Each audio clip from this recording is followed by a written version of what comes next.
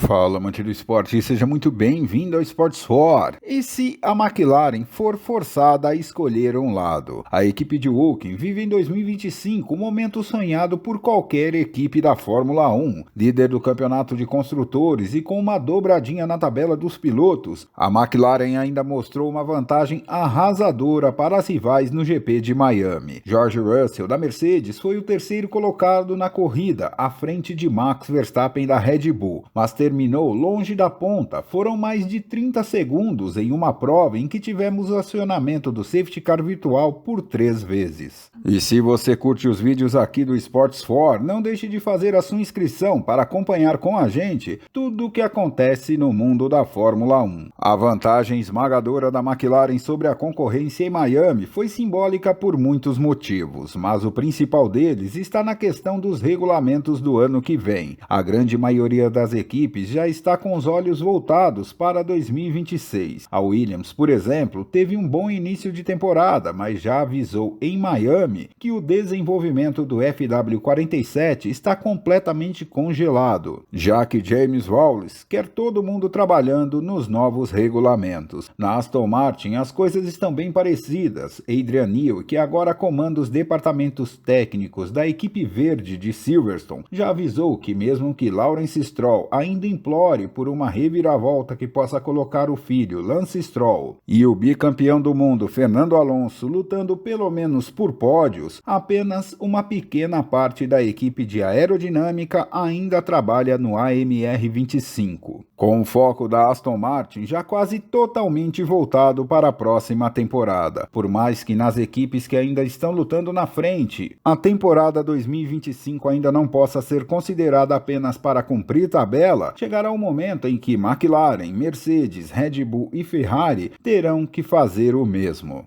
Se agora já é difícil, imaginar uma grande mudança de forças capaz de reverter a ordem do campeonato, a falta de desenvolvimento deixa tudo ainda mais complicado. Nesse cenário que vemos hoje, a McLaren luta sozinha pelo campeonato, o que nem sempre é um mar de rosas. Já vimos isso algumas vezes dentro da própria equipe de Woking, e talvez a mais marcante delas tenha sido com os dois pilotos que ainda hoje estão na Fórmula 1. Lewis Hamilton e Fernando Alonso. Alonso chegou à McLaren em 2007 com status de bicampeão do mundo, vencendo os títulos de 2005 e 2006 com a Renault, e teria a seu lado o estreante Lewis Hamilton. Claro que todo mundo achou que o espanhol nadaria de braçada dentro da equipe, mas não foi bem isso que aconteceu. Hamilton endureceu o jogo e os dois disputaram a liderança do campeonato palmo a palmo, que acabou nas mãos de Kimi Raikkonen da Ferrari por apenas 1 ponto. Um dado interessante sobre a temporada 2007, muita gente conta essa história como se a McLaren tivesse corrido sozinha e perdido para ela mesma no final. Mas na garagem ao lado, a Ferrari tinha um grande carro e uma dupla de pilotos afiada. Felipe Massa venceu 3 corridas no ano, enquanto Kimi Raikkonen foi o piloto com maior número de vitórias. Foram 6 triunfos contra 4 de Alonso e Hamilton. Nesse ano, como em 2007, a McLaren parecia ter uma certeza: Lando Norris seria o piloto da vez, inclusive com Zac Brown afirmando que, depois das eras Lewis Hamilton e Max Verstappen, estaríamos presenciando em 2025 o início da era Lando Norris na Fórmula 1. Mas como sempre dissemos por aqui,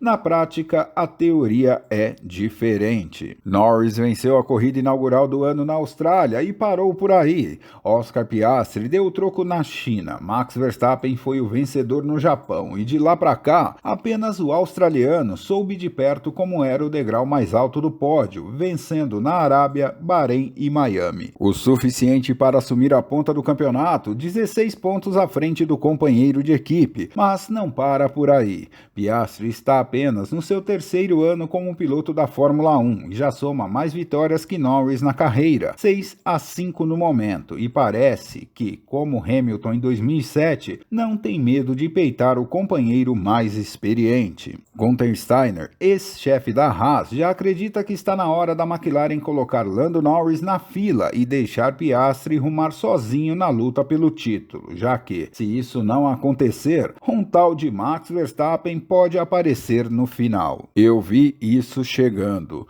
Piastri é tão calmo em relação às coisas, tão bem comportado, não há nada que pareça perturbá-lo. Se ele termina em segundo, sim, ele não fica feliz, mas ele não joga os brinquedos fora, sabe? É muito maduro. Já Lando é muito bom, mas ele comete seus erros, e acho que ele sabe disso. Quero dizer, ele mesmo foi seu maior crítico, dizendo que tinha errado. Se Max continuar fazendo o que está fazendo no momento, acho que a McLaren precisa dizer para alguém entrar na fila, e essa é a minha opinião. Se o Max chegar perto, acho que vai ser: Lando, entra na fila. E esse pode ser o conflito dentro da própria McLaren. Lando Norris foi o piloto que apostou na equipe nos momentos difíceis. Contratado por Zac Brown como titular para a temporada 2019, Lando viveu a fase de falta de vitórias. A primeira delas aconteceu só em 2024, na virada em Miami. Antes disso, Daniel Ricciardo foi o responsável por encerrar um jejum de mais de 9 anos no GP de Monza em 2021. Apesar disso e da incerteza de que a McLaren poderia voltar a lutar na ponta contra as poderosas Mercedes, Red Bull e Ferrari, Norris sempre se mostrou leal, se tornando uma espécie de símbolo da reconstrução de uma equipe que esteve até ameaçada de deixar o esporte por falta de dinheiro em 2020, com um empréstimo conseguido na última hora, salvando não apenas a temporada, mas toda a operação, incluindo os carros de rua, e colocando a McLaren de volta aos trilhos. Não foram poucas as vezes que Christian Horner e Helmut Marko afirmaram que tentaram contratar o inglês para ser o companheiro e até mesmo sucessor de Max Verstappen na Red Bull. Horner chegou a dizer em entrevista que toda vez que ele procurava por Norris, no outro dia saía a notícia de que ele tinha renovado o contrato com a McLaren. A própria Mercedes chegou a procurar pelo piloto inglês quando pensou em substituir Valtteri Bottas como companheiro de Lewis Hamilton e também ouviu um não. Ou seja, Norris rejeitou duas das maiores equipes da Fórmula 1 para permanecer na gigantesca McLaren, que na época não estava bem. Mas apesar da lealdade, a McLaren terá que tomar uma decisão que hoje pende para o lado australiano da garagem. E para Oscar Piastri, exceto que haja um domínio absoluto e a luta fique apenas entre os dois, este momento está chegando.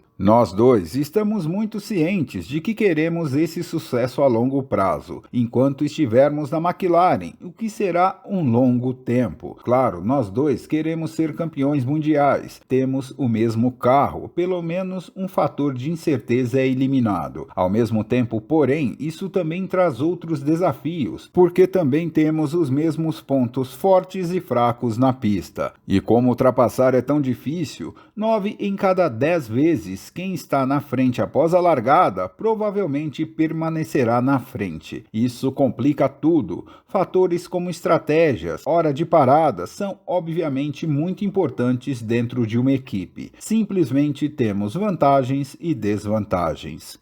Amante do esporte, agora fica a pergunta: McLaren vai arriscar perder tudo tentando agradar os dois ou vai escolher um lado antes que seja tarde demais? Deixe pra gente nos comentários. E nós vamos acompanhando tudo de perto aqui para vocês.